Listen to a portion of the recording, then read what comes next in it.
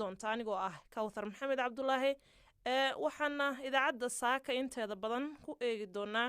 wararkii ugu dambeeyay ee geerida shalay ku timid Amir Philip oo ah saygii boqoradda Ingiriiska. qaybaha dambe ee barnaamijkana waxaad ku dhageysan doontaan natiijada horudhaca ah ee doorashada wadanka Djibouti oo muujinaysa in madaxweyne Ismaaciil Cumar Geele uu ku guuleystay 98% ee codadkii shalay la dhiibtay. wararkii ugu dambeeyay doorashadaas iyo falanqeyn ayaan idinkaga haynaa. idaacadda subaxnimo waxaa soo saaray Xasan Sheekh Cumar, balse marka hore ku soo dhawaada wararka caalamka ee BBC-da iyo Cabdiraxmaan Xaaji Cadow. weli waxaa socda tacsida iyo xushmaynta shacabka iyo siyaasiyiinta caalamka uga imanaya geerida ku timid amiirka Edinburgh Amir Philip. Amir Philip oo ah amiirka wakhtiga ugu dheeraa soo adeegay taariikhda Britain, isagoo boqoradda garab taagnaa in ka badan 70 sano. ra-iisul wasaaraha Australia Scott Morrison oo maamuus caalami ah ku dhawaaqay wuxuu sheegay in nolosha Duke ay ahayd mid ku timid waajib, adeeg, daacadnimo iyo sharaf. marsii horeysayna madaxweynaha Mareykanka Joe Biden nolosha Duke wuxuu ku ammaanay amiirka noloshiisa inuu u huray boqoradda. Amir Philip oo 99 jir ah wuxuu geeriyooday subaxnimadii Jimcaha. bayaan geerida amiirka ku saabsan oo ka soo baxay qasriga Buckingham ayaa laga hadlay murugada qotada dheer ee boqoradda la soo daristay. ra-iisul wasaaraha Britain Boris Johnson wuxuu sheegay in Duke uu kasbaday qulubta iyo kalgacaylka jiilasha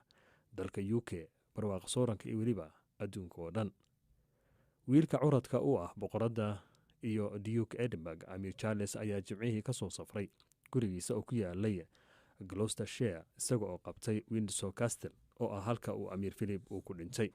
barnaamij gaar ah oo laga duubay geerida aabihii ka hor ayuu Amir Charles ku sheegay in tamarta iyo taageerada uu Amir Philip u hayay boqoradda ay ahaayeen kuwo lala yaabo oo waara. wararka kale caalamka haddii aynu eegnana,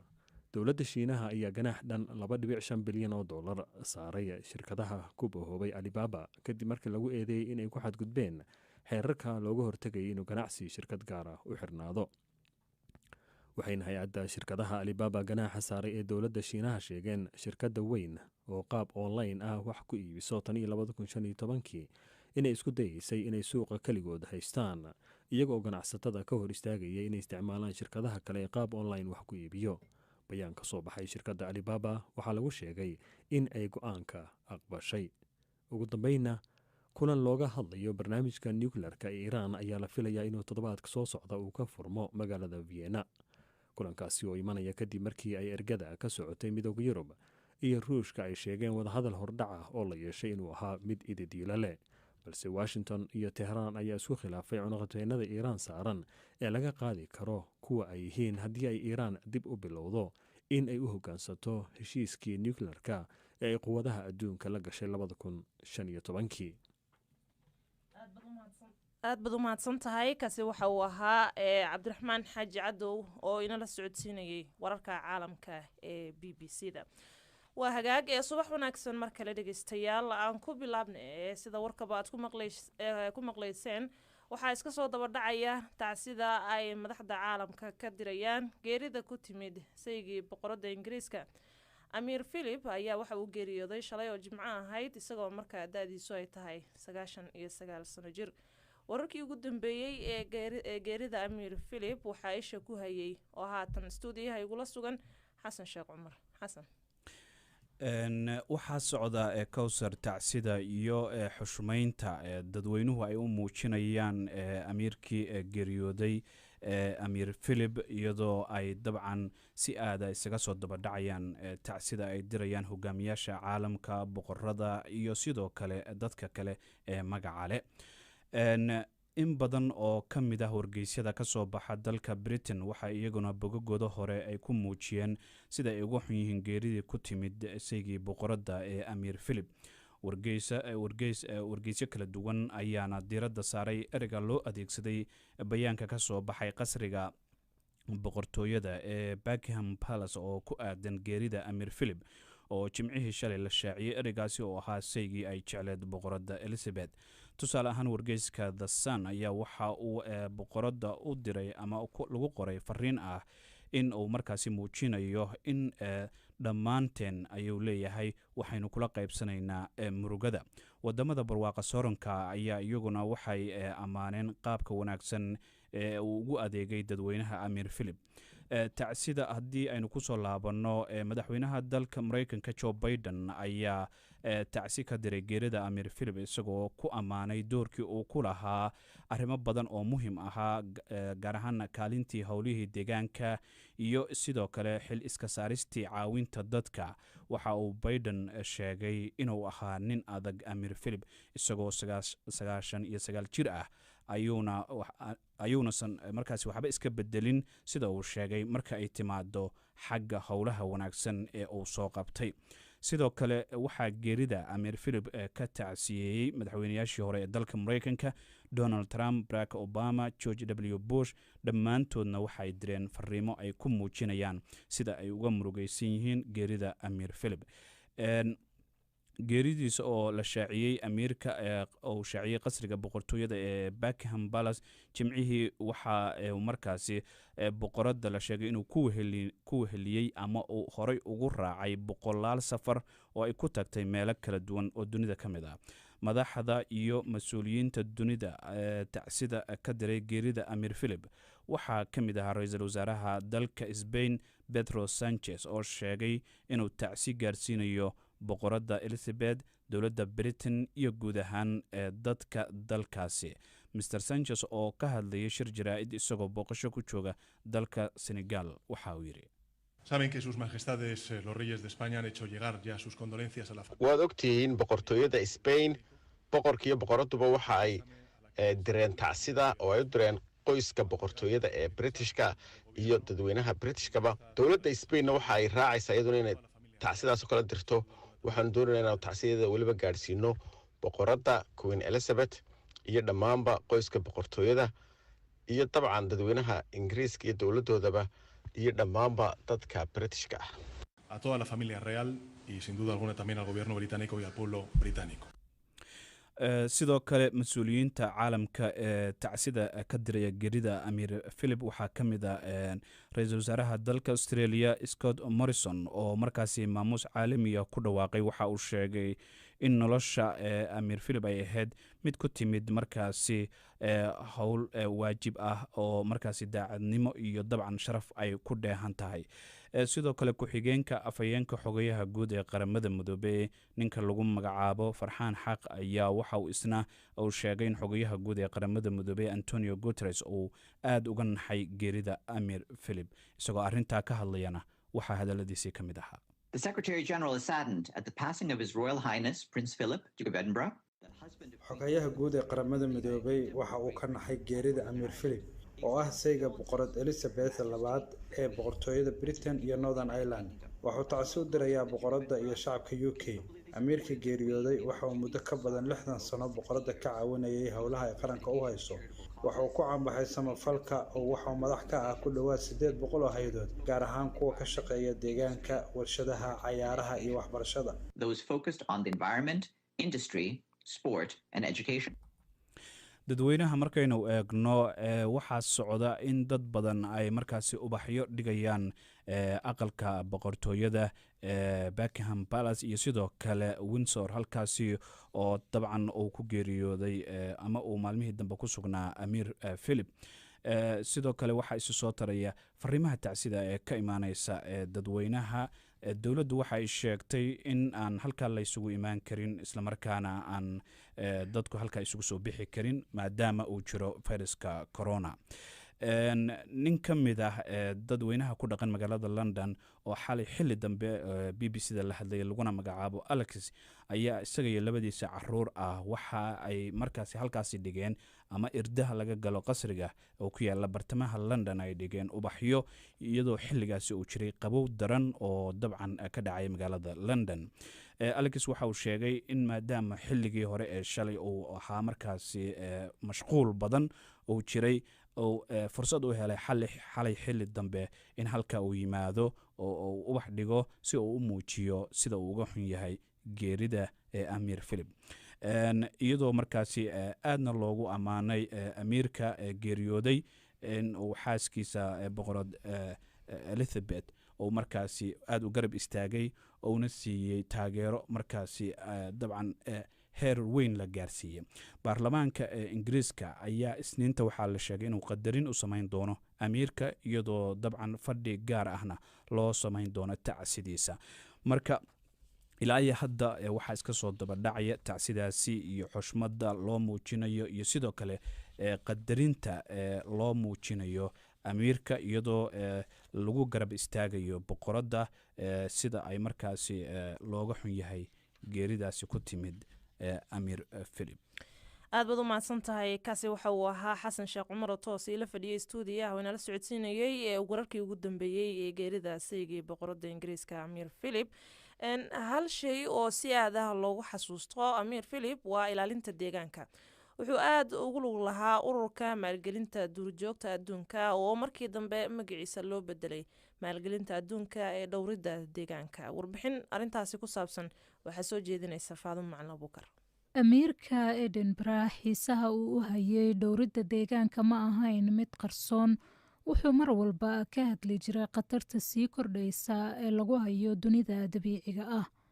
agaasimihii hore ee hay-adda maalgelinta duurjoogta dunida ee UK Robert Napier ayaa sheegay in dadkii ugu horeeyey ee amiirka kala shaqaynayay dhowridda deegaanka ay goor sii horeysay kasii digeen khatarta deegaanka ka hor inta aysan noqon wax la caadaysto. hay-addaas ayuu amiir philip noloshiisa oo dhan si dhow ula shaqaynayay. amiirka ayaa taageersanaa ugaarsiga xakamaysan ee duurjoogta.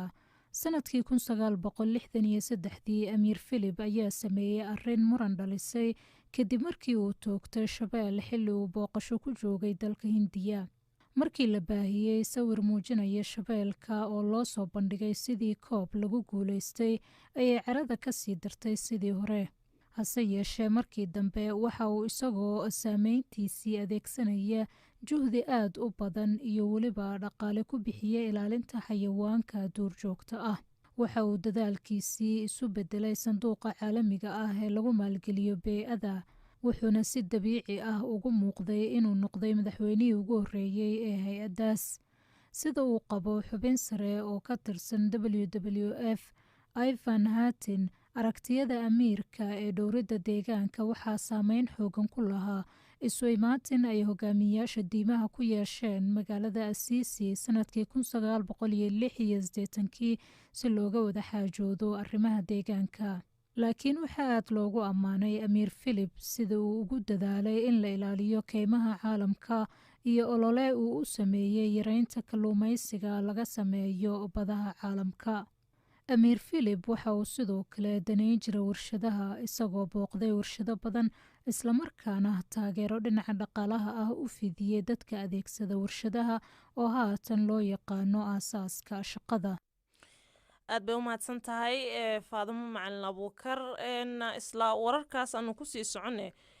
boqortooyada ingiriiska ayaa u baroordiiqaysa geerida amiir philip oo ahaa amiirka Edinburgh iyo sayga boqorada Elizabeth, kaasoo shalay lagu dhawaaqay inuu geeriyooday isagoo jiray 99 sano. haddaba boqortooyada UK waxaa lagu tilmaamaa mid ka mid ah boqortooyooyinka caalamka ee ugu awooda badan. waxyaabaha ay sida gaarka ah uga duwan tahay boqortooyooyinka kale ee caalamka iyo qofka uu amiir philip ahaa ayaa waxaan ka wareysanay Haashim Ducaale oo haysta shahaadada MBE ee la siiyo dadka shaqooyinka gaarka ah ee bulshada muhiimka ah u qabtay ayna bixiso boqortooyada ingiriiska isla markaana wax badan ka og arrimaha boqortooyada. Faadumo Macalin Abuukar oo uu waramay ayaa marka hore weydiisay qof noocee ah ayuu ahaa amiir philip. wuxuu ahaa horta qof ay boqoradu aad ugu kalsoon tahay. wuxuu ahaa qof mar walba la taliyaha boqorada ah. wuxuu ahaa qof mar walba isaga ka hormariya dantiisa, danta xaaskiisa iyo danta boqortooyada. mar walbana wuxuu mar walba u taagnaa boqortooyadan siday u noqon lahayd boqortooyooyin sii jirta. sidaad la socoto boqorada markay ay noqonayso dhaxal suge, philip iyo boqorada way isqabeen. markaas kadib bay loo diyaariyey in labadoodaba ay habkan ay u dhexli lahaayeen ay sameeyaan. sababta boqorada adeerkeed ayaa ka tegay booska maadaama uu doortay gabar la furay waddankana waagaas gabar la furay boqorka hadduu guursado ama inuu iskaga tago boqortooyada ama uu gabadhiisa raaco marka waxaa ilaa hadda la yidhahdaa boqorkii kursigiisa uga istaagay gabar darteed boqoradda hadda joogta aabaheed baa saa boqor ku noqday halkaasoo laynkii boqortooyada ay ugu wareegtay cidda hadda boqortooyada haysata gabadha oo markaa yareyd oo ninkan officerka ama sarkaalka ah Philip ay is arooseen waxaa loo diyaariyey labadooda oo hadda boqoradda ah waxay aad mar walba u ahayd qof familkeeda iyo boqortooyadii labadaba isku wada oo mar walba iyada ogol in ay tala ka qaadato odageedana uu sida ay sharcigu qabo uu mar walba isaga xagga dambe uu wixii tala ah ama ma lahayn sida aada la socoto awood gooniya wiilkiisa ka awood badnaa haddii loo fiiriyo boqortooyo maadaama wiilkiisa uu noqon doono boqorka soo socda waddankan iyo xitaa wiilashu awooha u yahay taasna wuu ogolaaday sababta maxay tahay si uu mar walba u sameeyo u garab taagnaado xaaskiisa oo ah boqoradda waddankan marka nin noocaas oo ahaa oo awooday in uu mar walba wax allaale wixii wanaag ugu jiro xaaskiisa iyo boqortooyada uu isagii ay noqoto inuu sameeyo boqortooyada ingiriiska markaad eegto boqortooyooyinka kale ee caalamka maxay iyadu uga duwan tahay waxaa loogu sheegaa afka qalaad constitutional monarchy waxaa la yidhahdaa macnaha boqortooyo dastuuriya waxay soo martay marxalado aad u badan oo dhowr inta qarni ay dhisan tahay darteed waxaa ugu dambeyntii la go-aansaday in boqortooyadu boqoraddu ay tahay head of state ama madaxa dowladda marka maaha keliya inay britain u tahay waxay u tahay oo dhan commonwealthka dadka ku jira oo ay head of state ahaan ay u sharxaan mid sharafeedkiiba laakiin waxay si rasmi ugu tahay wadamada canada australia new zealand caribbeanka wadamada ku xiran oo dhan bay u tahay head of state intaasoo wadanba waxay qabaan prime minister oo arrimaha dowladda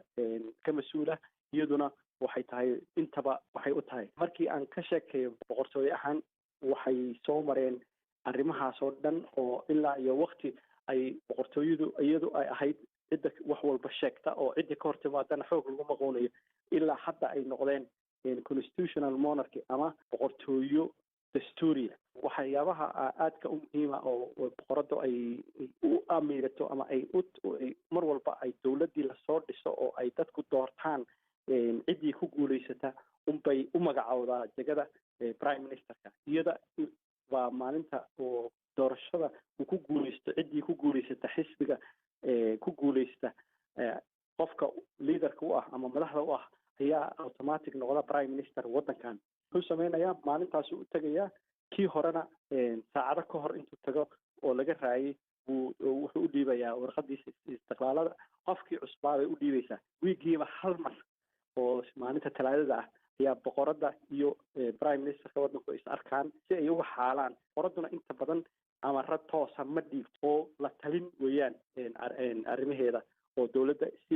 uga warqabto wixii prime ministerkii iyada ay u dooratay sidaad ogtihiinna markii dowladda waddankan la sheegayo waxaa la yidhahdaa her majesty's government macnaha dowladdii boqoradda dhulkii boqoradda marka waa wax constitutionalka galay oo ah arrin dadkan meeshan degan ay ku heshiiyeen oo sidaa u socota marka ay hadlaysana waxay tiraahdaa dowladdayda ay dadka la hadlayso iyo dadkayga waxyaabaha ugu muhiimsan marka dhankan canada iyo australiana waxaa u jooga mar walba qof uga wakiil ah oo iyadii u matala laakiin intaba waa wadamo dimuqraadiya oo waa lasoo doortaa dadka xafiisyada fadhiya oo politicianka ah ama dowladda dhisaya xisbiga ku guulaysta oo hela aqlabiyad waa loo sameeya waa aaday dimuqraadi u yihiin oo canada iyo australiaba hadda ka hor waxaa laga qaaday afti inay ka baxayaan boqortooyadan iyo inay kusii jirayaan marka mar walba constitutional monarchy markaan leeyahay ama aan leeyahay boqortooyo dastuuriya waxay ogoshahay boqortooyadani inay dadka waxay sheegaan ay mar walba ay yeelaan waa tahay haashim waxaa la sheegaa in boqortooyooyinka adduunka ku yaaloo dhan ay yihiin kuwa markaasi isku wada xiran oo markaad eegto si isku mid ah markaas u shaqeeya marka ma nooga warrami kartaa bal maxay tahay micnaha xiriirada ka dhexeeya boqortooyooyinka kale ee adduunka taariikh ahaan way bahaysan jireen wax allaale wixii iyaga kasoo horjeeda marka qaarkood iyagaa isqabsan jiray xitaa oo yurub boqortooyooyin badan baa ka dhisnaa oo ilaa haddana kasan waxa ay aada iskugu daweystaan waxaa kamid a boqornimadaas hadda yurub waxaa ka dhisan dhowr boqortooyo oo sida holland waxaa kamid a sida sweden norway way jiraan laakiin shaqo kuma leh wadankii habkii iyo wadankan aan joognaba ingiriiska boqoradu intay maalin soo istaagtaa waxay amarkay doonto ma bixin karto waxaa wadanka xakuma dowlada la doortay laakiin xiriirkaas guud oo xiriir sharafeed haddaan iraahdo wuu jiraa hagaagka kaasi waxa uu ahaa haashim ducaale oo haysta shahaadada m b e ee la siiyo dadka shaqooyinka gaarka ah ee bulshada muhiimka u ah qabtay ayna bixiso boqortooyada ingiriiska islamarkaana wax badan ka og arrimaha boqortooyada oo faadimo macalin abuukar ugu waramayay taariikhda amir philip dhegeystayaal waxaan halkaa uga baxaynaa wararka geeridii ee shalay ku timid amiirka edinburgh iyo sayga boqorada ingiriiska ee queen elizabeth wararkaas oo aad kusoo dhegeysateen qeybaha hore ee idaacadeena subaxnimo bal markana dalka jabuuti natiijada horudhaca ah ee codbixinta shalay ka dhacday jabuuti ayaa xalay xili dambe lagu dhawaaqay waxaana in ka badan 98% ku guuleystay madaxweynaha talada haya ismaaciil cumar geelle waxaa natiijada ku dhawaaqay wasiirka arrimaha gudaha muumin axmed sheekh haddaba faahfaahinta warkaas waxaa goordhoweyd weydiiyey wariyaha b b c da maxamed cabdiraxmaan oo ku sugan caasimada jabuuti waa mahadsantahay kowthar wasiirka arrimaha gudaha muumin axmed sheekh ayaa xalay shaaciyey natiijada hordhaca waxaana uu sheegay in ismaaciil cumar geelle uu helay 98.41 codadkii la dhiibtay halka murashaxa qura ah ee la tartamayey waa zakariye ismaaciil faarax uu helay 1.5 wasiirka ayaa shaaciyey in dad dhan 177,391 qof ay codadkooda ka dhibteen doorashadii shalay dabcan tirada shacabka jabuuti waa mid ka yar 1 milyan oo qof dadka isu diiwaangeliyey inay codkooda ka dhibteen doorashadaasna waxa ay ka badnaayeen 200,000 oo qof murashax sakariye oo shalay diidanaa inuu codkiisa dhiibto isagoo sheegay in howlwadeennadiisa doorashada laga hor istaagay goobaha codbixinta ayaan weli ka hadlin natiijadaas hordhaca wasiir muumin oo ka hadlaya natiijada doorashada ayaa waxaa hadalkiisa ka mid ahaa ma qualité de ministre de l'Intérieur j'ai l'honneur de proclamer le résultat provisoire du scrutin présidentiel du 9 avril sida iskii u hordeeyay zakariya ismaaciil faarax doorashadan oo ay ku tartamayeen laba musharax oo kala musharaxa xisbiga UNP ismaaciil cumar geelle iyo musharaxa madaxa bannaan ee sida iskii u hordeeyay zakariya ismaaciil faarax doorashada madaxtinimo 2021 aad ayaan ugu faraxsanahay inaan ku dhawaaqo natiijada kumeel gaarka doorashadii qabsantay 9 Abriil gobolada dalka oo dhan iyo guud ahaan caasimada codbixintii laga dhiibtay waxaa ku horeeyay musharaxa xisbiga UNP ismaaciil cumar geelle taas oo natiijada ka dhigaysa inuu ku guuleystay dhammaan codbixintii laga dhiibtay 5 gobol ee dalka iyo caasimada waxaan u mahadnaqayaa dadkii ka qayb qaatay doorashadan dalka oo dhan ee suuro geliyay in ay si nabada u qabsoonto islamarkaana ay ugu dhacdo guud ahaan wadankooda natiijada hordhaca ee la tiriyay ilaa iminka waxa uu helay musharax xisbiga UNP ismaaciil cumar geelle 98.41 halka musharaxa sida iskii u hordeeyay zakariya ismaaciil faarax oo helay 1.9 taas oo ah natiijada kumeel gaarka natiijada kama dambeysana waxaa ku dhawaaqi doona guddiga dastuuriga ee Djibouti kaasi waxa uu ahaa wasiirka arrimaha gudaha ee Djibouti muumin axmed sheekh maxamedow sida muuqata doorashada waa lagu kala baxay haddii marka aad magaalada soo dhex qaaday oo aad la hadashay dadweynaha maxaa xiga kowthare dareenka guud ee yaala caasimadan Djibouti ah in doorashadii shalay ay ka xamaasad yareed kuwii hore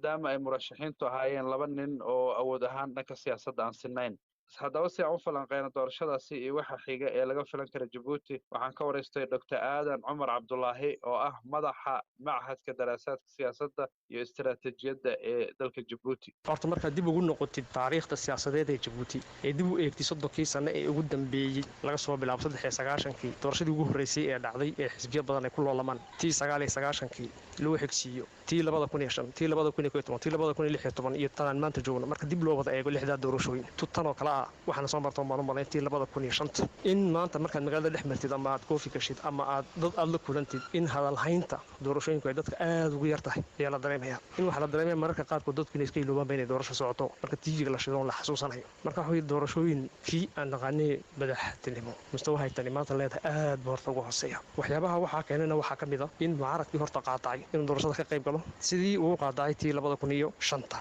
in musharax ku dhaatay oo musharax madax banaana uu ka qayb galay doorashooyinka isagiina 14 cisho ololaha markuu labadii cisho ugu horeysay oo dhaqdhaqaaq ka wixii kadib uu joojiyay isagoo sheeganaya caqabada kaga yimiday dhanka xukuumadda kaga yimiday marka waxay doorashadii xaladii ay lahayd iyo loolan ee dadkii aragtidaadii iyo soo jiidanay maanta tan laga ma arkayo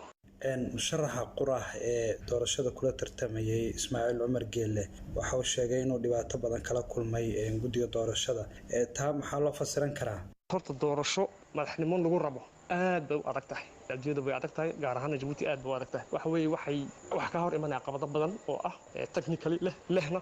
dhaqaale badanna inaad u baahan tahay labada caqabadood waaweyn ba ka hor imanaya marka horta musharax madax bannaan inuu ka keeno tijo wanaagsan ama uu isagoo khibradna siyaasadda aan u lahayn inuu halkii uu de mucaarad oo isku wada tagay 2016 haddii dib aan u noqdo doorashadii hore halkii uu mucaaradku de isagoo isku wada tagay oo mid ay gaareen inuu de isagoo horta gaari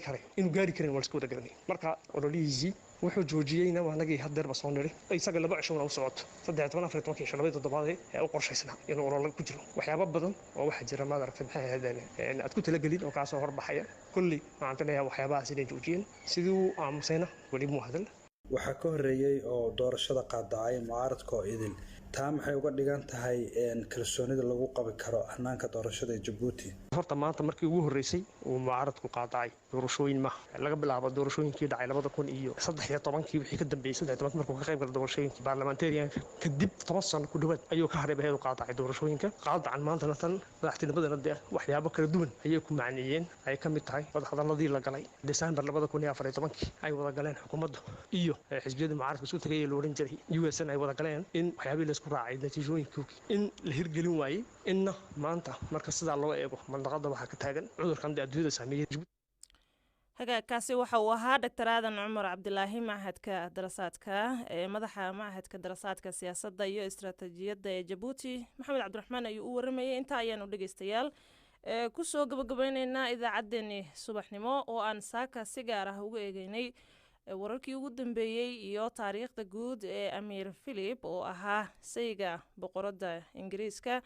iyo dabcan qaybta ugu dambeysay ee barnaamijkeena oo aad ku dhageysateen wararkii ugu dambeeyay ee doorashada wadanka Djibouti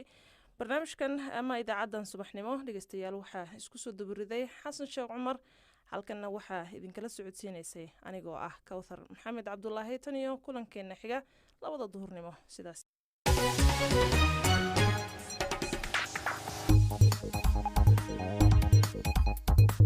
Thank you.